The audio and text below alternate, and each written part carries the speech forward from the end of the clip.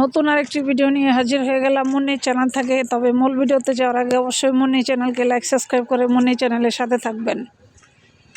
আজকে আপনাদের সাথে আমার জীবনের সবচেয়ে কষ্টের একটা কাহিনী শেয়ার করব। আসলে সুখ বলতে মনে হয় ভাগ্যে আনেই নেই। আমার মনে হয় সুখ জিনিসটা আমার ভাগ্যে আমার মনে হয় আনেই নাই। যদি আনতাম তাহলে হয়তো আল্লাহ তাআলা আমার কপালে সুখ, শান্তি, ভালোবাসা, রহমত সব কিছু হয়তো দিত। কিন্তু সবচেয়ে বড় কথা, আল্লাহ তাআলা আমাকে সুখ শান্তি দিয়ে এই দুনিয়াতে আমার মনে হয় না পাঠাইছে। সবচেয়ে কষ্টটা আমার কখন লাগে জানেন?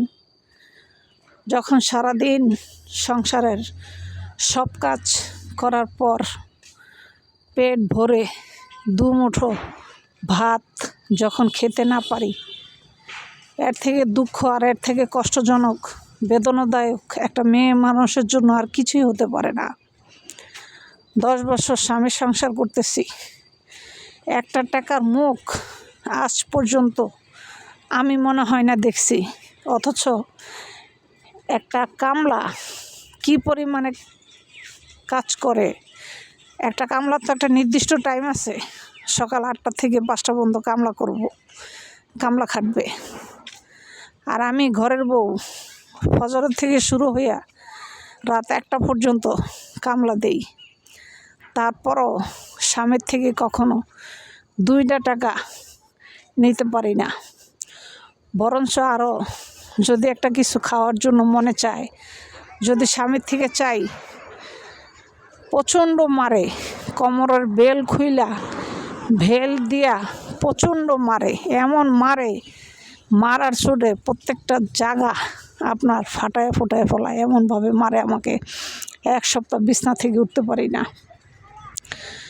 তাই আমি আল্লাহ তাআলার কাছে সবসময় একটা জিনিস প্রার্থনা করি যে, আল্লাহ, আমাকে যে জীবন দিয়ে তুমি দুনিয়াতে পাঠাইছো, কোনো মানুষের জীবনে যেন এতটা ভয়াবহ কষ্ট তুমি না দিয়ে পাঠাও।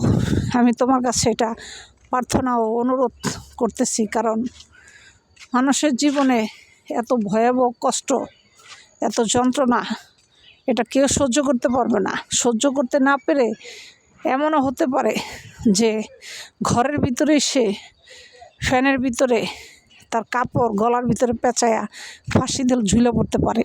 কারণ কষ্ট সহ্য করতে না পেরে সেই কাজ করতে পারে। তাই আল্লাহর কাছে সবসময় একটা জিনিসই দোয়া করি যে, আল্লাহ, আমাকে কষ্ট দিছ, কিন্তু কোনো বাবার ঘরের সন্তানকে, কোনো কন্যা সন্তানকে একটা বাবা মা তার মেয়েকে রাজকন্যার মতো পালে, কিন্তু শ্বশুরবাড়ি আইসা এত কঠিন জীবন তার পার করতে হয়। এটা আসলে যে পার করে সে বুঝে।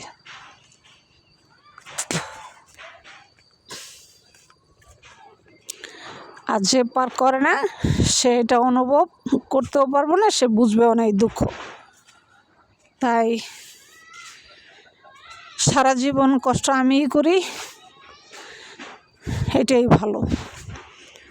স্বামী রাত্রে 12টা 1টা পর্যন্ত গেমস খেলবে মোবাইলে, হাত পা টিপা যদি একদিন না দেই, এমন পিটায় মনে হয় যে গায়ের আড্ডি গুড্ডি সব ভেঙে ফেলায় আমার। এমন পিটানি দেয় আমাকে। বৈশা পা হাত পা টিপতে একসময় ঘুমে আমি তার পায়ের উপর লুইটা পড়ি। তারপরও মুখ দিয়ে বলে না যে তুমি শুয়ে পড়ো, পা টিপতে হইব না। তাহলে বুঝেন কেমন স্বামীর ঘর করতেছি আজকে 10 বছর। ভিডিওটি ভালো লাগলে মুন্নি চ্যানেলকে লাইক সাবস্ক্রাইব করে মুন্নি চ্যানেলের সাথে থাকবেন।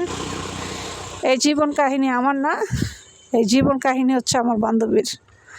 ভিডিওটি ভালো লাগলে অবশ্যই সাবস্ক্রাইব করে চ্যানেলের সাথে থাকবেন।